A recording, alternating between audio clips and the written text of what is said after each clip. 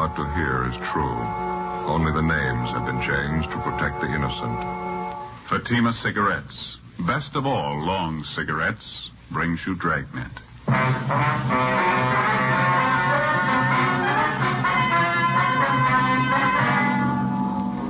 You're a detective sergeant. You're assigned to homicide detail. A woman and her 2-year-old child disappears suddenly.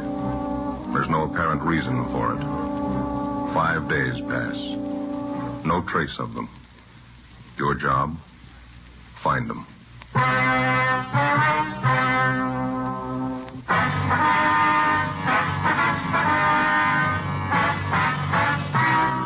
Dragnet, the documented drama of an actual crime.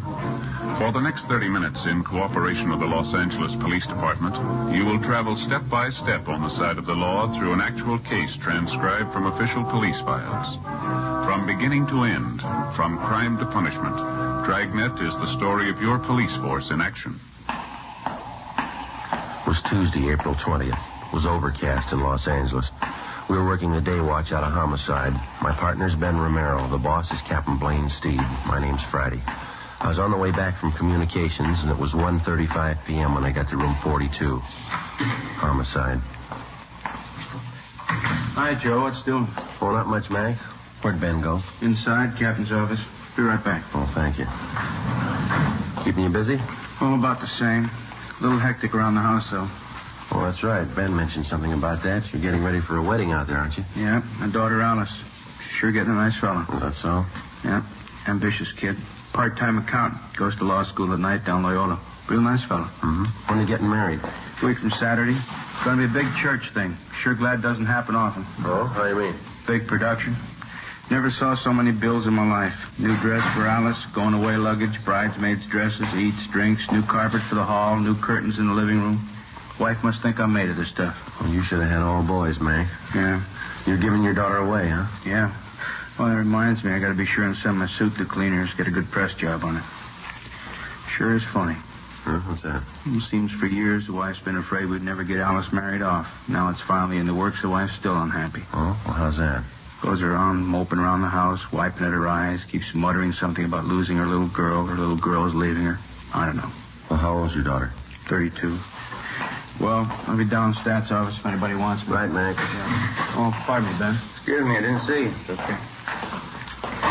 Hi, where you been? Making a couple of phone calls. I think we might have something. Yeah, what's that? The Gorman case. Had a call from one of their neighbors while you were gone. Where's that calendar of ours? Gee, I don't know. Oh, here, I got one in my pocket here in my wallet. Oh, right. Here you are. Oh, thanks. Well, let's see now. Mrs. Gorman and her little girl Nancy disappeared on the 15th. Is that right? Yeah, Thursday. Why? And the husband, Mr. Gorman, filed a missing complaint on Friday morning, right? Yeah. What are you getting at? Well, you remember when we talked to Mr. Gorman, he couldn't think of any reason why his wife and his little girl should disappear like they did. Yeah. Remember me asking him the question if his wife ran around at all, if she was interested in any other man? That's right. He told you no, didn't he? Well, this man who just called in, he lives out in the Gorman neighborhood. He swears up and down that Mrs. Gorman was keeping company with another man. Well, who is this neighbor, anyway? Name's John Pearson. He lives about 4 blocks from the Gormans. Well, we talked to neighbors a lot closer than that to the Gormans. They didn't seem to know anything about it. What else did this guy tell you? Well, let's see. The man Mrs. Gorman was supposed to be running out with is a Ralph Kane. Lives next door to Mr. Pearson. Well, how'd this Pearson sound to you? Pretty typical neighborhood watchdog. But here's the interesting part.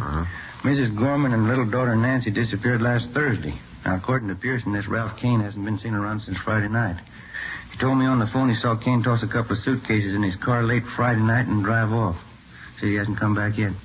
Yeah, it might be something. Well, how much of a romance was Mrs. Gorman supposed to be having with this Ralph Kane? Well, it's pretty heavy, according to Pearson. Said it's been going on for 6 months anyhow. And Mr. Gorman didn't know anything about it? He got me there. If he did, he didn't let us in on it. Wonder if he'd have any reason to cover it up. Well, it's possible, I guess. Didn't want the scandal. How sure are you that Ralph Kane's really missing? Might be just off on a weekend, huh? No, I checked the place he worked. He's a printer. Didn't show up for work Monday. Didn't show up today either. No message, no excuse? Nothing. I called a friend of Kane's that Pearson knew about. Friend doesn't know where he's gone. Well, I guess we better get on it. It's the first decent lead in 5 days. Huh? Yeah. Just thinking, Joe. Neighbors like Pearson. Uh-huh. What would we do without him? 5 days before, on a Thursday evening, a Mr. Philip Gorman returned to his home in the Westlake district of Los Angeles to find his wife, Barbara Gorman, and his 2-year-old daughter, Nancy, missing. There wasn't any note, no explanation of any kind. A few clothes were gone. Mr. Gorman filed a missing report, and a broadcast and an APB were gotten out on the mother and daughter. Neighbors, friends, and relatives were checked. No leads. Routine investigation failed to turn up anything. Mr. Gorman could give us no explanation for the disappearance. After 3 days, we got out a radiogram. Still no results. Tuesday, 1:50 p.m., Ben and I got in the car and drove out to see John Pearson, who'd phoned in the information about Mrs. Gorman's supposed boyfriend, Ralph Kane. We found Pearson out on the back porch of his home, feeding some milk to a pair of house cats. I thought everybody knew that, Sergeant. Mrs. Gorman running around with that Ralph Kane. I'm no busybody. I wouldn't have mentioned it all if this hadn't happened. You say Kane had been seeing Mrs. Gorman for the last 6 months. Is that right, Mr. Pearson? About 6 months. That's how long I've seen it go on. And James, don't be such a hog. Let Fred have some of the milk, too. Greedy little devils. Do you know of anybody else in the neighborhood who's been aware of this, Mr. Pearson? I mean, Mrs. Gorman and this Ralph Kane? Well, I know for sure that Thelma White next door knows about it. She's mentioned it to me. Mm-hmm. Kane used to park with Mrs. Gorman near that vacant lot by Thelma's house. Those were the nights that Mr. Gorman was working late. Would you know if Mr. Gorman was aware of this, that his wife was running around with another man? I'm pretty sure he did, Sergeant. That's the strange part about it. Well, how do you know, sir? For George, the man who delivers the groceries, he just happened to mention it to me once. Mm-hmm.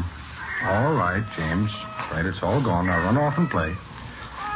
Yes, George, the grocery man, he made a delivery to the Gormans once and heard them rowing about it. George said Mr. Gorman was very mad, talked divorce, all that sort of thing. Well, how about the Gorman's little girl, Mr. Pearson, little Nancy? Tragic, Sergeant. Such a sweet little thing. Mrs. Gorman kept her under an iron hand. Imagine, the little girl's only 2 years old. Mrs. Gorman was after her with a stick all the time. She's not much of a mother. Not the way I look at it, anyway. Well, what's your opinion of all this? Do you think that Ralph Kane has run off with Miss Gorman? Well, what else can you think?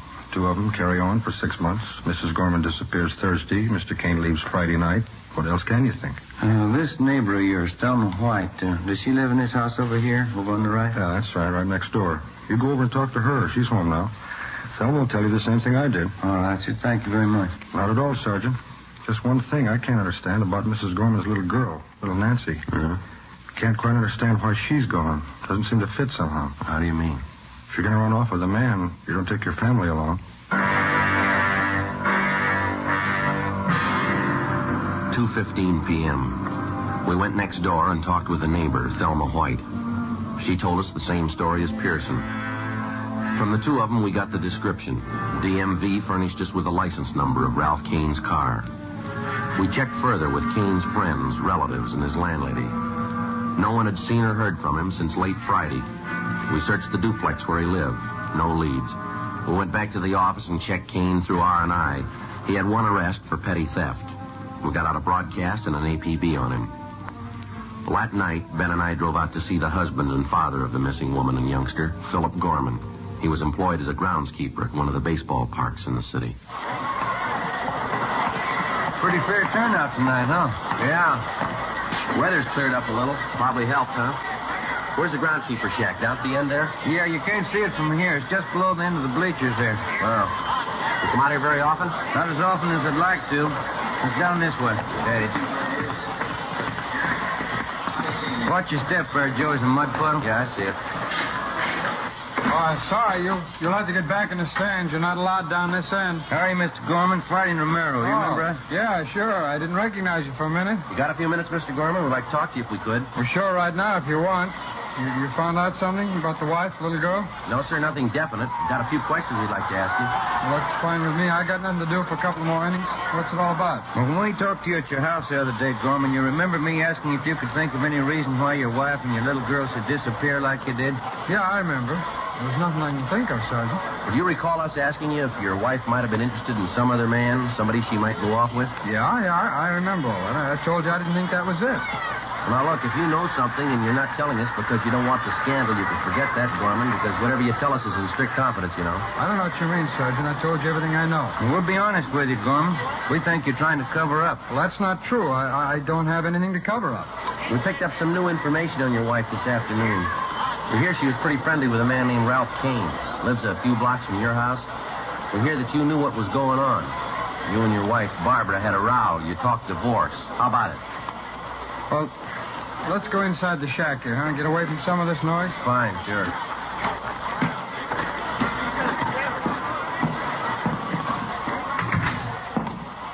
I hope you don't mind it in here. It's a little dirty. I keep all the maintenance stuff in here. That's all right, Gorman. Now, how about Ralph Kane? Yeah. I knew about it. It's like you said, all the scandal. I just didn't want it to get out. Well, look, if you're going to hold out on us, it's not going to help much to find your wife and little girl. Yeah, I know, Sergeant. I just didn't want people to find out what a bum I married. You know what some neighbors are like. Mm-hmm. I can't understand how it happened. I met the wife when I was in the Army. I see. I brought her back out here. Everything was fine. After the baby was born, she started to change. Nothing satisfied her. She began to run around. Nothing but a bum, but I guess I found out too late. Well, now, this Ralph Kane, what do you know about him? Well, he's a single guy. Works at a print shop downtown. He's a pretty good-looking guy. He's got money to spend. That's all Barbara cares about. Well, what's your idea about it? Huh? You think Kane and your wife have gone off together? Well, to tell you the truth, I'm not sure. Maybe they did. I've been trying to check around them all. I'm not getting very far. There's only one thing I'm really worried about. That's my little girl, Nancy. I don't care what my wife does or how far she goes. I just want my little girl back, that's all. Have you any idea at all where your wife might have gone? No, none at all. She didn't know California too well. She's only been out here a year. Mm-hmm. You don't know any of Kane's friends, his hangouts, or places you think he might go? No. Oh, I never even met the guy, Sergeant. I'm going to, though. I know what he looks like. I'll meet him. Well, there's just one more thing, Gorman. If your wife was set on running off with another man, why did she take your little girl with her? She wasn't too devoted to the baby, I understand. Yeah, that's right. That's what's got me worried. The only thing I can figure out is the wife hated me more than I thought. She knew that I thought Nancy's about, the greatest thing alive. I guess rather than let me have her, she took Nancy along with her. Well, is it possible she might drop the baby off with some friend or relative and tell them to keep Well, I've checked on that already, Sergeant. You got the names of all the people we know. I'm sure they'd get in touch with me if they had Nancy. Well, we'll double-check them anyhow. All right. Well, if there's anything else comes up, you let us know right away, huh? All right, Sergeant. It's just the baby, that's all, Nancy. As far as I'm concerned, my wife never lived. It's kind of hard to take in a way. Yes, it is. I think you got the finest setup in the world. Nice home, job, baby, good furniture, everything you need. Yeah. Everything but a wife. The search for the missing wife and the 2-year-old daughter went on. The broadcasts and teletypes on Mrs. Gorman and Ralph Kane failed to net us a thing. A week passed. There were no leads. Another week went by. Nothing. The half-dozen replies we'd gotten on our teletype went nowhere. They were blind leads. Wednesday, May 5th. We got a call from the manager of an auto court in the south end of the city. He told us that a man, a woman, and a little girl, answering the description of the missing trio, had stopped at his place the night before. Along with Jack McCready from Homicide, Ben and I drove out and interviewed the man. We showed him pictures of Kane, Mrs. Gorman, and 2-year-old Nancy. He identified all three. He could give us no idea where they'd gone. We checked through the cottage where they stayed. No, nothing. Just about as clean as you can get. A little something here. What's that? Look here. Kid's picture book. Let's see. Yeah, take a look right here. Oh, this book belongs to Nancy Gorman. Well, we know they were here. That's about it. Hey, Ben? Joe? Yeah, Mac. Where are you? Out the back. Come here. All right.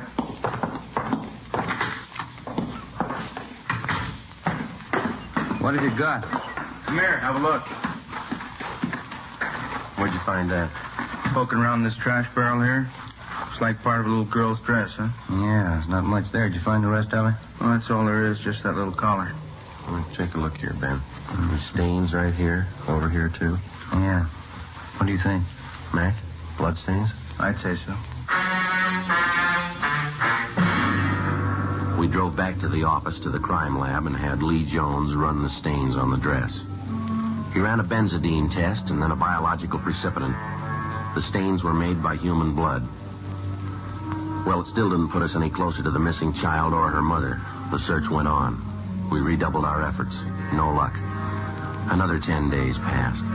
We had a few more responses to our all-points bulletin, but none of them panned out. On May 16th, we got 2 more leads to check out. They went nowhere. We got back to the office a little after 6 p.m. Better call Mr. Gorman after we check in, huh? Keep him off of our backs. Yeah, I hate to keep telling him the same thing. No word. Yeah. How about it? You call Gorman tonight, huh? All right. Mac, what's doing? Got something for you. Sheriff's substation called, East L.A. Now, what about? The Gorman case, they found him. Where? Another auto court right there in East L.A. Ralph Kane and Mrs. Gorman, they got them both under surveillance. How about the little girl, Nancy? Well, that's a hitch. Huh? No sign of her.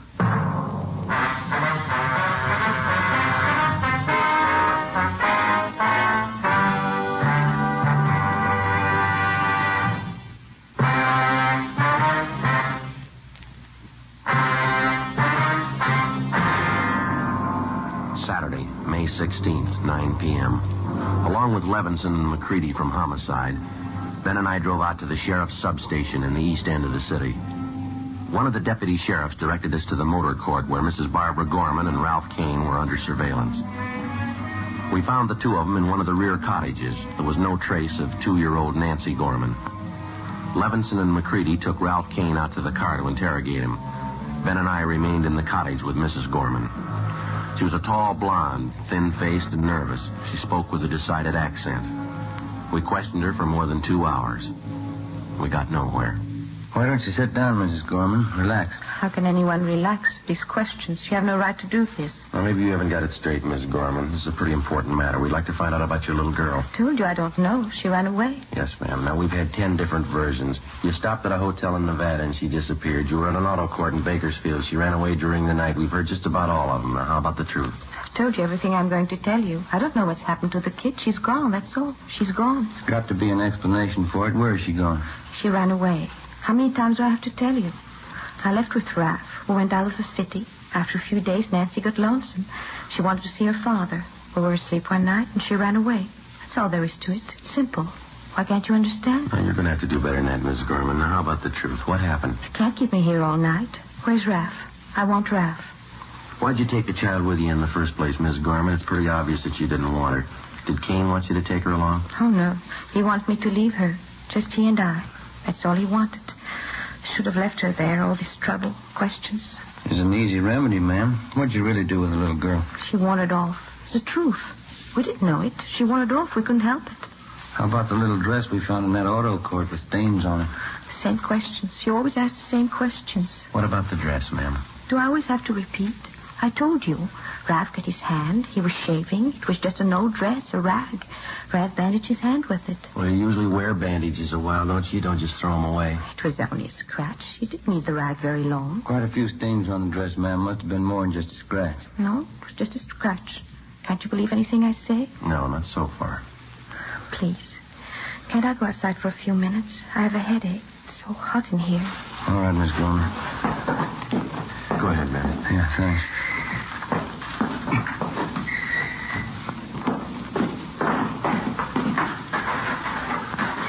The air, it's so good. Terrible headache. You mind telling us something, Miss Gorman? Please, can't you let me alone for a minute? Why did you leave your husband? Him? Any woman would leave him. It's Ralph. I love Ralph. And your little girl, what about her? My husband wanted her, not me. I'm just not like that. I didn't want her in the first place. It was a mistake, a terrible mistake. Is that why you got rid of her? What? Now, it's pretty obvious by this time, ma'am. When you left your husband, you took your little girl along for spite. Kane didn't want her. You found out you didn't either, so you got rid of her. Now, is that it? I didn't say that. You're putting words in my mouth. I didn't say that at all. Joe, Ben? Yeah, Mac, over here. Kane's given us half the story. Shouldn't be too hard to get the rest. It's a lie. There's no story to tell. Nancy ran away. That's all we know. Mac? Kane says they tried some kind of a death pact. He and Mrs. Gorman here got in a room and turned on the gas. He didn't tell you. He didn't tell you. Afraid so, ma'am. That's your boyfriend's story. What else, Mac? Well, as I say, Kane and Mrs. Gorman got in the room, agreed to end it all. They had a little girl with them in the room. Well, why was that? Kane says he doesn't know. Seemed to simplify things having the kid with him. He tell you what happened? Yeah, they turned on the gas jets. No. Don't. Never mind. Miss Gorman? Never mind. You don't have to say it. You want to tell us about it? Miss Gorman? Yes. I'll tell you. 3 a.m. We went back inside the cottage at the auto court. We gave her a cigarette, and Barbara Gorman sat down and told us the story. 4 days after she'd left with her 2-year-old daughter and Ralph Kane, she knew she'd made a mistake. She admitted that she never should have taken the child. She said the little girl seemed to be in their way all the time. Kane was all for deserting the child or sending her back to her father. Mrs. Gorman wouldn't agree to it, just out of pure spite. One night in an auto court, she and Kane had a big drinking party. They brooded over the mix-up that they'd gotten themselves into. Kane didn't have any money to get married. He knew he'd lost his job. Even if they could get married, Mrs. Gorman wasn't sure she could get a divorce. Another full day and night of drinking, and they decided on a lover's death pact. They turned on the gas. I don't get it, Mrs. Gorman. Why'd you have your little girl in the room with you? Why didn't you leave her with somebody, with anybody? Why? She was mine, wasn't she? I thought we could go together, all three of us, but it didn't work that way. Well, what happened? Well, Raph and I woke up. Our throats were burning. My eyes were burning. I looked over at Nancy. She wasn't moving. It was just like she was asleep. And what'd you do then?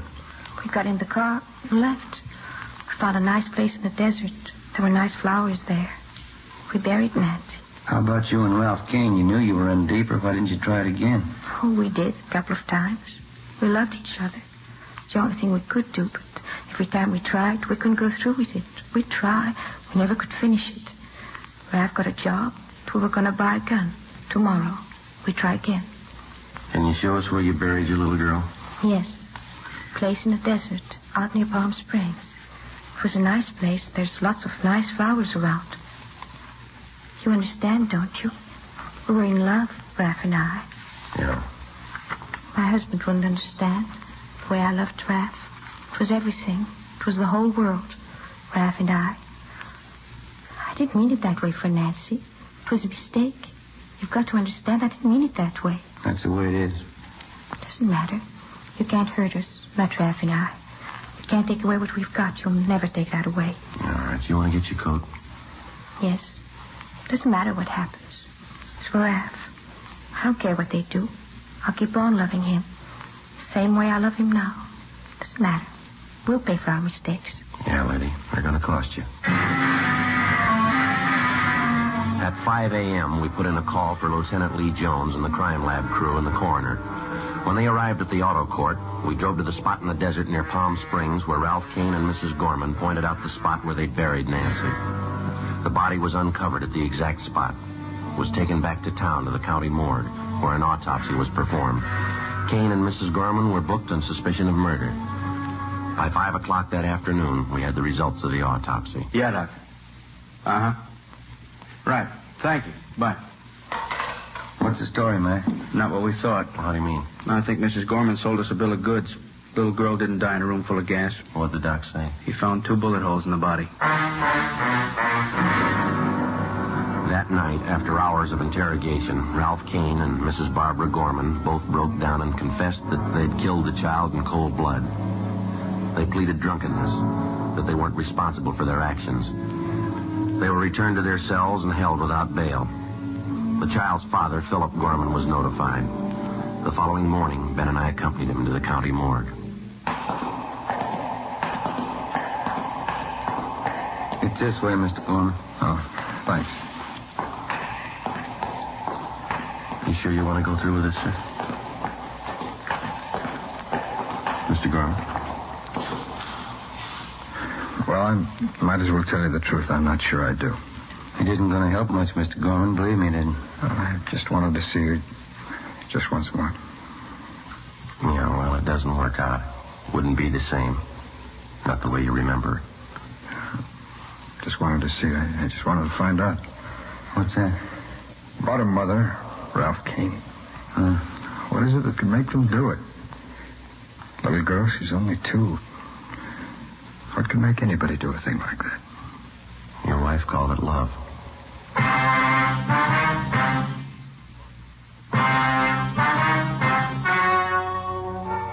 The story you've just heard was true. Only the names were changed to protect the innocent.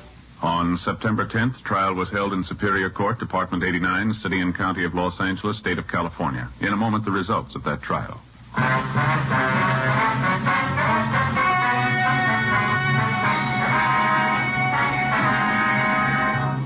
Mrs. Barbara Gorman and Ralph Donald Kane were tried and convicted in Superior Court of murder in the first degree.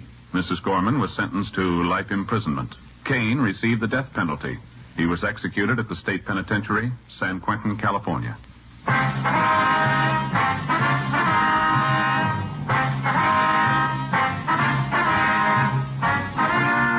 Just heard Dragnet, a series of authentic cases from official files. Technical advice comes from the Office of Chief of Police W.H. Parker, Los Angeles Police Department.